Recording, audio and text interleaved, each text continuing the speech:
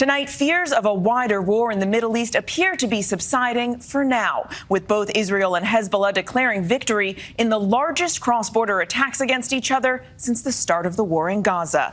Overnight, Israel firing first, launching what it called a preemptive strike against Hezbollah in Lebanon, saying the militant group was planning an extensive attack. And Hezbollah did fire back with a barrage of missiles and drones toward Israel, saying it was retaliating for the killing of a senior commander in Beirut last month. The U.S. making it clear it was not involved, but late today, Defense Secretary Lloyd Austin ordered the 2 U.S. aircraft carriers now in the region to remain there. Tensions are still high tonight. Iran has also vowed retribution for the killing of a Hamas leader. And what does it all mean for those ceasefire talks? ABC's Britt Clennett leads us off from Tel Aviv. Israel and Hezbollah unleashing their heaviest exchange of fire after months of tit-for-tat fighting. But tonight, the two now seeming to back away from all-out war. Israel saying they launched preemptive strikes involving 100 planes to take out thousands of rocket launchers and missiles in southern Lebanon after detecting plans for an attack on its soil. The IDF saying it struck over 40 sites. The Iranian-backed militia firing at least 320 rockets into Israeli territory.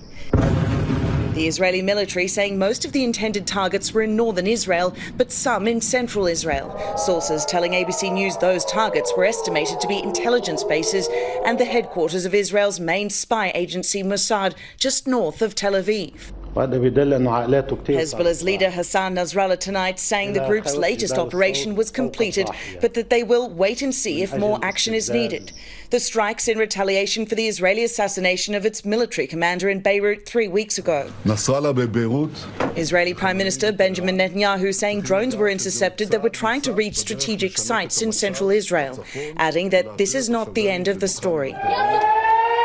Just today, we're learning while the US was not involved in those strikes, they assisted the IDF in tracking incoming attacks. The US ready to defend Israel, the Pentagon ordering the 2 aircraft carrier strike groups to remain in the region. The Middle East remaining on edge tonight, the US Embassy in Beirut telling citizens to prepare contingency plans and be prepared to shelter in place.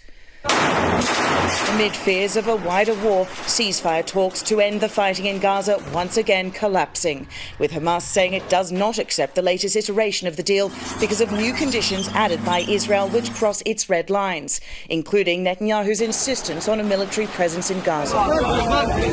More evacuation orders in the humanitarian zone in Deir al-Balah, the fighting closing in on Gazan mother Arwa Naif, who says leaders don't take their suffering into account. We, people on the ground, we are not among the calculations of any of these parties. All this coming as the suffering continues there in Gaza. Britt Clennett joins us now from Tel Aviv. And Britt, both sides have signaled they're backing off for now, but Israel says they stand ready for what's next.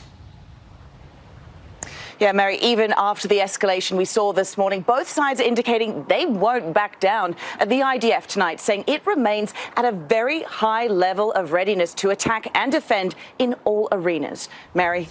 Britt Clennett tracking it all from Tel Aviv. Britt, thank you.